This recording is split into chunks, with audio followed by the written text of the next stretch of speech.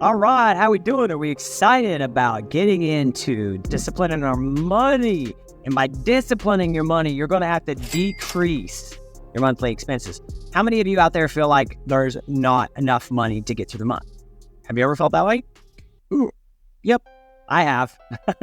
To be honest with you, most of my life I felt that way. It isn't until the last 10 years of my life where I began to seek a little bit of financial abundance and going to the next level. And knowing how that feels and how much more impact I feel like I have with my wife, my kids, my family, my charities, the things I donate to, my churches.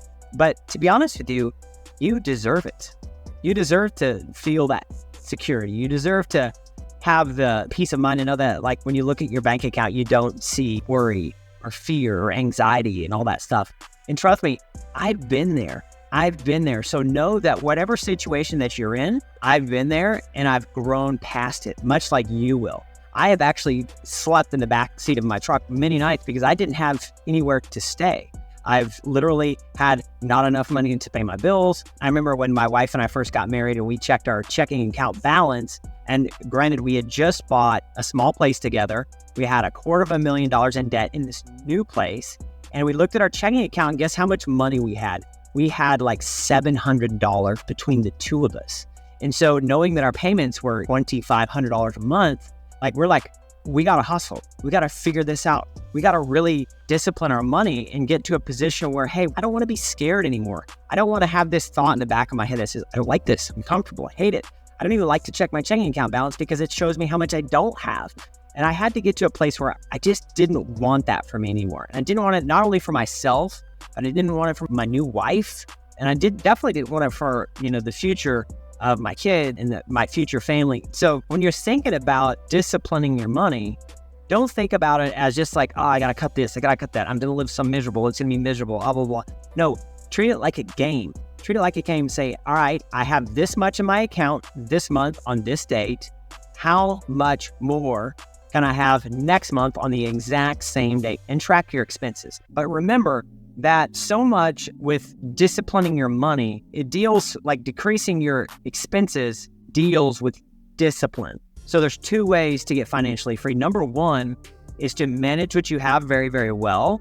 And then over a long period of time, grow that wealth through discipline. Remember that decreasing your expenses equals discipline. And disciplining your money is not an easy thing. We all want to be the person that has 6 figures, 7 figures in bank account just sitting there doing nothing. Like, that would be awesome, right? But it takes a lot of discipline to get that done. One way is through decreasing your expenses and disciplining your money day in, day out. Another way is to have such a great skill like selling that you make so much money, you just don't spend what you make. And so it's been my personal experience that going through both sides of that is that you need to be able to do both. And that's why in this series, we're talking about our money mindset, how we view money, how we look at money. And now we're talking about disciplining our money. And then the next one is how do we grow our money? How do we get it bigger and bigger and bigger and bigger? And the truth is, I believe that the three work together to create an incredibly healthy bank account.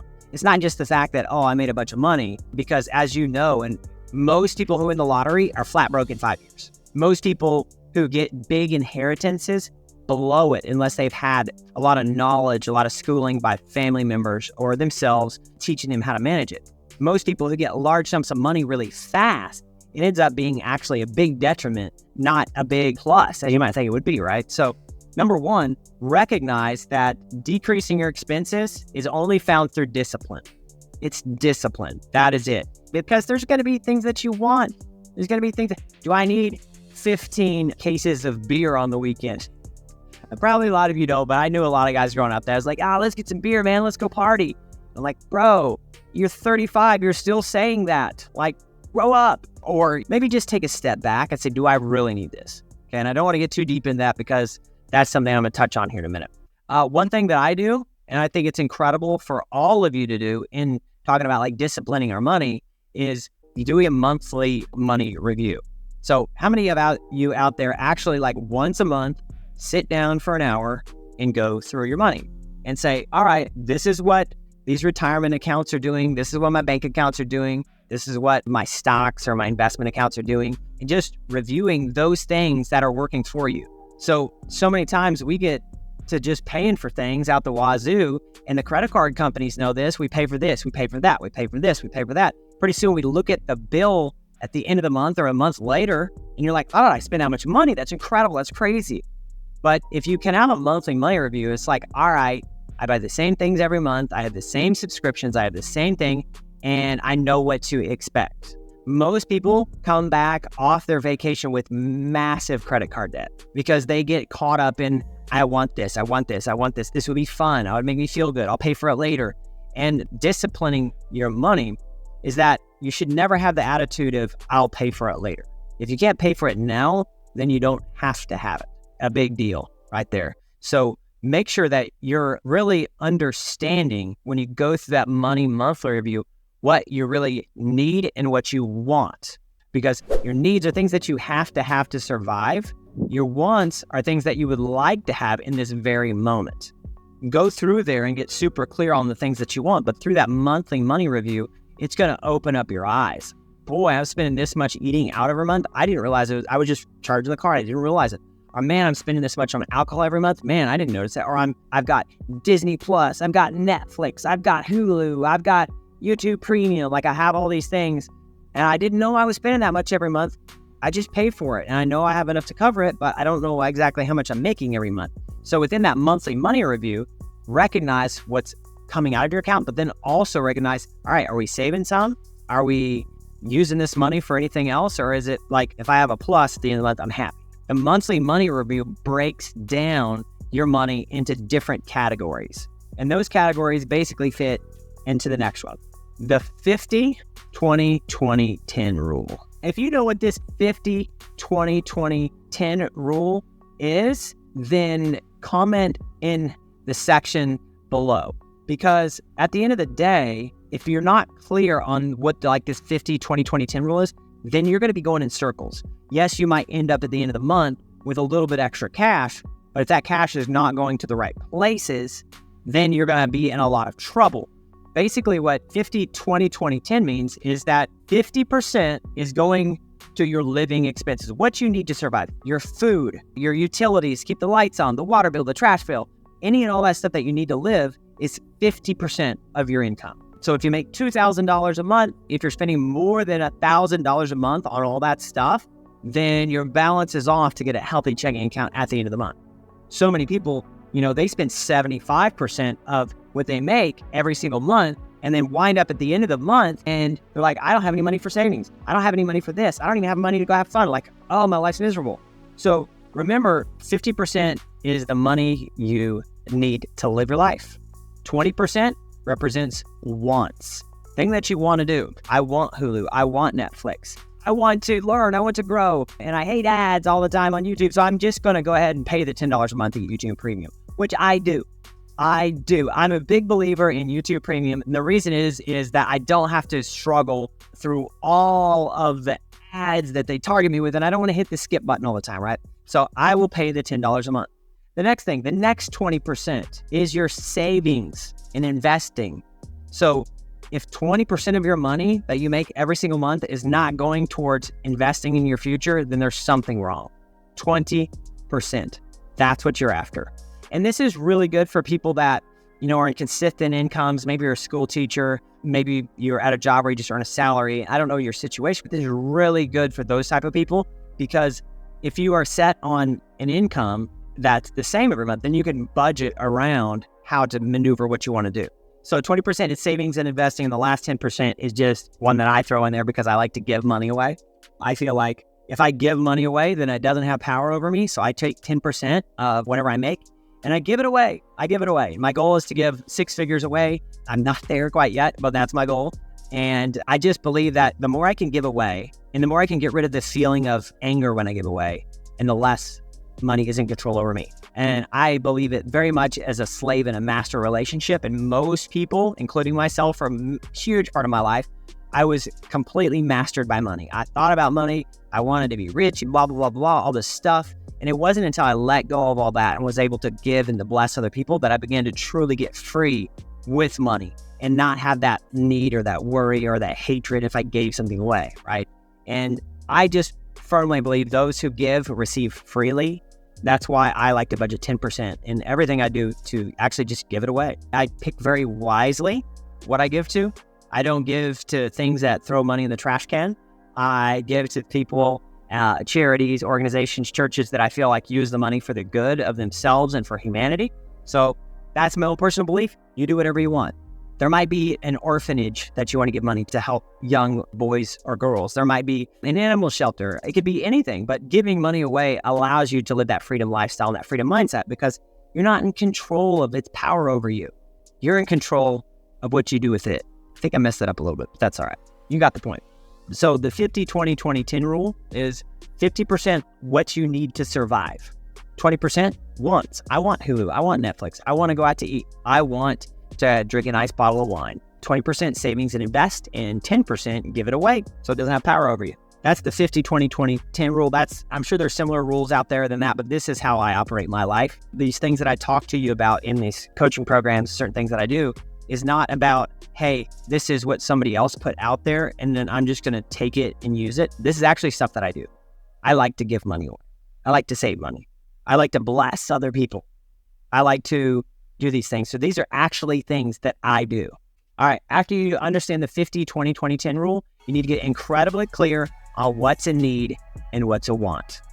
That is it. So many times when we're trying to learn to manage money, we trick ourselves into thinking, I need this, when it's actually just a want.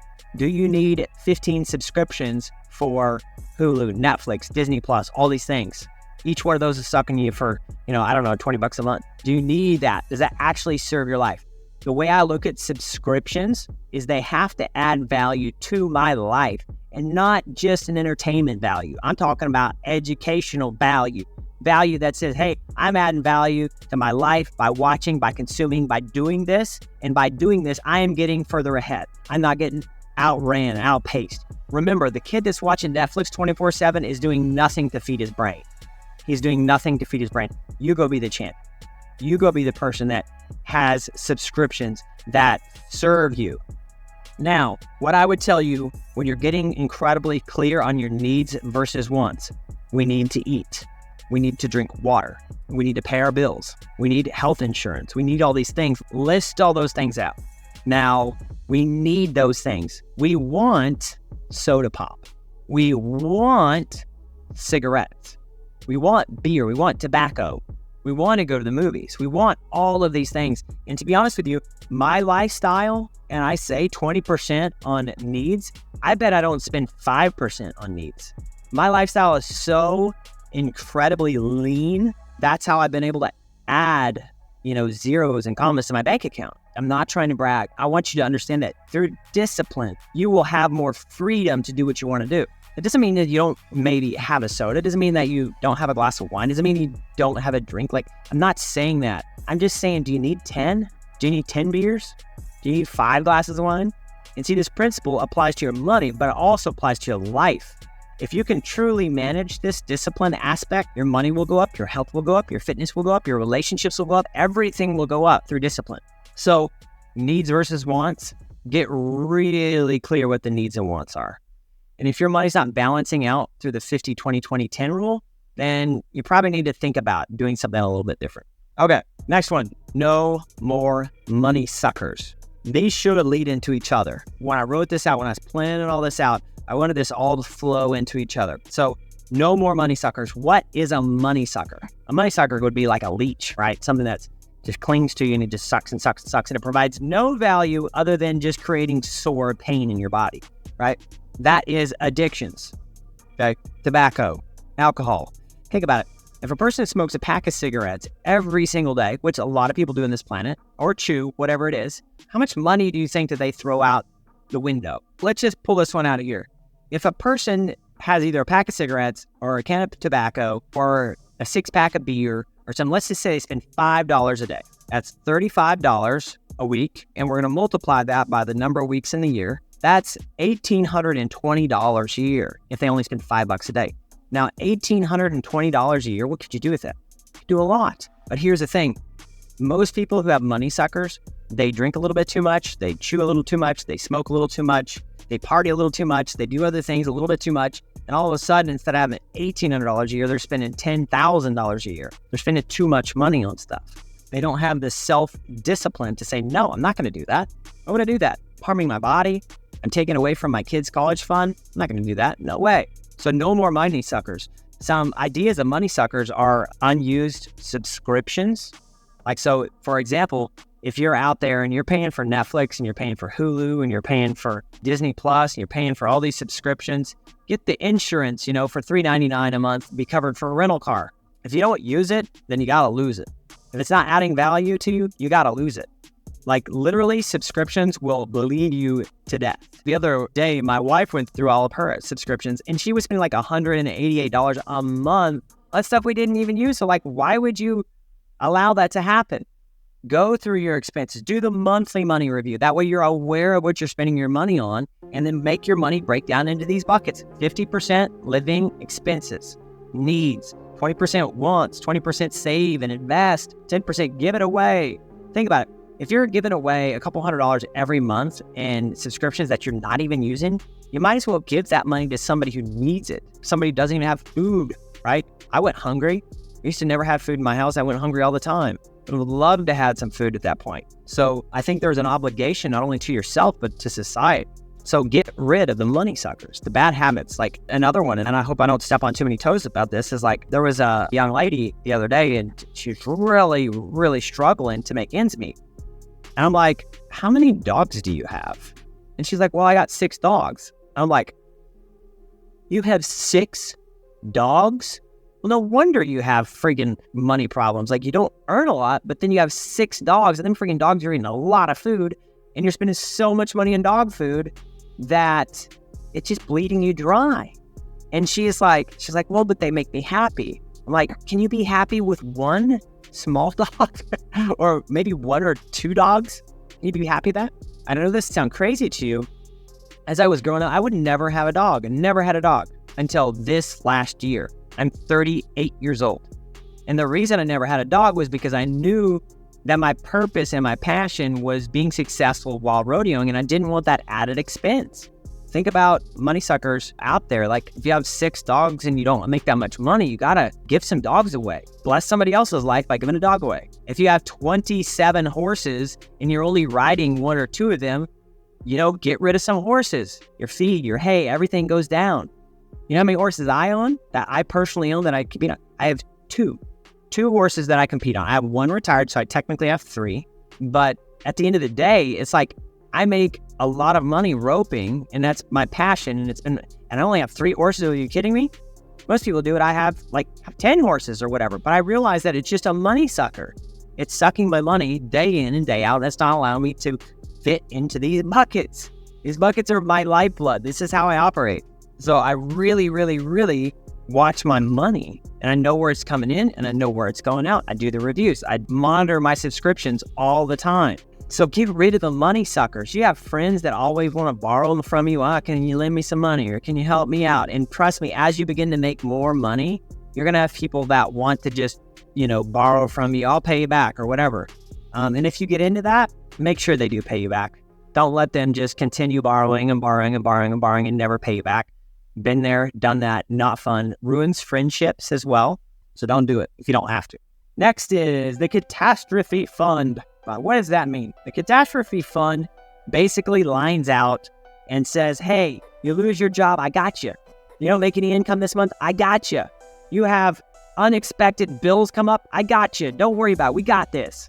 That's what the catastrophe fund is. For me, for years, I had 30 grand in my checking account. I had no catastrophe fund. I didn't save. I didn't invest. I didn't do anything, right? I was frugal, but I still just did not have this fund set up. And basically what that catastrophe fund is, people have called it like a rainy day fund or an emergency fund or whatever. Like I call it a catastrophe fund. And what that means is I want to have enough money in my checking account to pay all the bills if I make 0 money for 6 months without having to dip into anything else. 6 months. That's a lot of money. I spend a lot of money between all the employees, all the businesses, all the taxes and all the stuff that go with it. But at the end of the day, if you're not set up to do it, then it could be a real bummer. Like, what happens if the transmission goes out of your vehicle or something happens major and you don't have any money? Well, then you got to go to the bank. And then when you go to the bank, when you need money, they're going to charge you more interest. When you go to the bank and you have a bunch of money in your checking account and they know that you don't need them, they give you the best interest rates possible. Remember that. Remember that. So the catastrophe fund, make sure be diligent with it. This 20% savings and invest, that 20% bucket, it needs to flow into the catastrophe fund. Most people come to me, they're like, Tyson, I want to invest, I want to make money, I want to do this. I'm like, how much do you spend a month? They say, well, I spend $5,000 a month. I'm like, okay, do you have $60,000 in cash? And they're like, well, no, I don't have $60,000 in cash. Like, why are you even investing then? If you don't have a catastrophe fund of 6 months worth of income, then there is no need for you to think about investing. Okay, don't think about investing, because here's the deal. When most people start investing, they lose. They make bad decisions, they get bad advice, and they lose. And then all of a sudden they don't have any money, then it's a big problem. But if you manage your money properly and you master savings, the savings flow into the catastrophe fund over a period of 6 months, 12 months, 18 months, that catastrophe fund will get so big that once it's there and you're managing your expenses to overflow, then you invest that money. That's when you invest that money. That money that flows to you that way does not get invested first off. And some people would probably disagree with me on this. Man, borrow the money. Hey, listen, I don't want to be a slave to a lender. I only leverage out very little when I have a lot of cash. That way I can withstand the storm if things all go to crap and I still have to make the payments. So that catastrophe fund is something you must have. If you do not have a minimum of 4 months of cash in the bank, you should be on high alert. High alert. And this thing that drives me crazy. People will say, I don't need to worry about that because I got a job, or I got, this monthly check that comes in, and they live to that monthly check. And what they don't realize is that they're setting themselves up for failure. What happens if that monthly check goes away and you don't have a catastrophe fund? You're not set up. You don't have 6 months of cash in the bank. Then you are messed up in a big way. Then it's really going to be hurting for you. And I don't want that. You're smarter than that. You deserve more than that. Your kids deserve more than that. Your family deserves more than that. Get a catastrophe fund. I'm going to add something else in here that I didn't write down. When you decrease your debt, start with your lowest debt first. And people will disagree with me on this too. They'll say, hey, pay off the highest interest stuff first. Well, that's true, but that doesn't give you confidence to go pay more stuff down, right? So I would tell you that if you have some debt, for say like student loan debt, and it's really, really, really cheap money, so you're borrowing it at like 3%, 5%. I never had a student loan, so I don't know what it is, but let's say it's super cheap. Pay that off last, because terms are very long. If you have a credit card that you owe $1,000 on, you're paying 29%, pay that off first. 29% on a grand's a lot of money. It's $2,900 a year. It's huge money. So when you're paying off your debt, pay off your debt first, but pay yourself first. Have you ever heard of somebody say, hey, pay yourself first, pay yourself first? The truth is, filling up this catastrophe fund, you're paying yourself first. Once this has like money in it to withstand multiple months, then we go to paying our debt down. Then we go to funneling money out to pay our debt down. Pay yourself first. Okay. And get a catastrophe fund. If you don't have a catastrophe fund, man, you're cruising for a bruising. I've got family members I try to coach and try to help. They don't pay me anything, so I think they don't pay attention. Those who pay and put their neck out there pay attention. I'm a firm believer. But I've tried to help them. I try to explain this concept to them. It just falls upon deaf ears and they don't listen to it. So get that catastrophe fund. Master the art of saving your money first. Get your expenses in check. Get your debt down. Then focus on going after the investments per se. Next thing is money forecasting. How many times you get an unexpected bill, something pops up, IRS bill you thought you paid enough in, and they're like, oh, you owe more money. And you're like, man. Or maybe your truck breaks down or your trailer brakes go out, or I don't know, something happens. Your kid gets sick and you're like, I didn't have the extra money for that. I wasn't planning on that. I don't know what to do. I barely have enough money in my account to just pay bills this month. How am I going to move forward? Has that ever happened to you before? Well, yeah, it happens to most everybody. But the truth is, if you money forecast and you have a catastrophe fund, then there's no problems there. You're not worried about it. And it's really just a structure in the way that you live your life. Nothing has to change. You can still have fun. You can still go see your friends. You still do stuff. As long as it fits into the 50, 20, 20, 10 rule, then bam, you can do whatever you want. But the money forecasting will help you, because that helps you with your emergency fund or your catastrophe fund, planning ahead for things that you may or may not need. Maybe your tires are starting to get a little wore out on your car and you're like, I'll get another month out of them. I'll get another month out of them. And boom, your tires start popping, they're leaking, all this stuff. And you're like, I didn't think about that. I don't have another $800 to put tires on my car. Or what if, your school tuition for your kids is coming up January 1 and you weren't planning on it, you didn't think about it, and then all of a sudden you get a bill for this huge amount. Or a tax bill. What if that tax bill shows up? How does that make you feel when you get that random expense that you weren't even thinking of? It's like, man, bam, back to zero. I wasn't thinking about that. Jeez, come on. At the end of the day, if you forecast your money, if you look ahead and say, what am I future going to have to pay for? So taxes is a great one. Every quarter I pay in taxes. A lot of taxes actually in. And if I loved the way our tax money was spent, I would not be upset one bit, but I think most of it just goes out the window. But taxes, that's a whole other side note. Taxes are for me that one thing that I don't like to pay, but I do. But every quarter, I got to pay a massive tax bill. Now, what happens if January 1, I'm not thinking about that tax bill that's going to roll around in March. I'm not thinking about that. Well, in March, they're going to roll around. The IRS is going to send me a letter, and it's going to be due in early April. It's going to be due in April. I'm like, oh my gosh, I don't even, I didn't think I had to pay that much money, but now I do. But if I money forecast and I put money aside as I make money, then it's not a big deal. For example, we put money away every single month to pay for our taxes. That's just the way that we do it. That way we don't get hit with that massive bill that's just like, I wasn't thinking about that. What do I do? So money forecast, look ahead and think about things that you can start saving for ahead of time. Don't just pull this money out of your catastrophe fund. You can have a separate savings account that you can put money into. That would be incredible. Or if you want to carry 7 months on your catastrophe fund instead of 6, then go that route. Learning how to manage your expenses has everything to do with discipline. Discipline. You have to learn to say no to some things. And I know it's not fun, but if you live your life in this manner, 50% live, 20% wants, 20% save and invest, 10% give away, you'll begin to look at money a lot differently. It's not easy, but you can do it. Listen, guys, like I said, I used to sleep in the backseat of my truck. I used to eat bologna sandwiches 24/7. Growing up, a lot of months did not have electricity. A lot of months we did not have food. I remember growing up and there would be mold growing on our bread in our house. And I would pick the mold off and still eat the bread because I was literally that hungry. And so for me, going through those life experiences, and I hope that you're not in that situation because it sucks. But if you are, know that there's life for you. Know that you can grow. Know that you can get better. Notice that the number one thing that you have to do is keep working on yourself to grow and get better. It's not easy, but everyone can do it, right? It's not easy, but everyone can do it. And you deserve it. You deserve to grow your money. But understand it's found through discipline. You have to do some of these things. Really focus on it.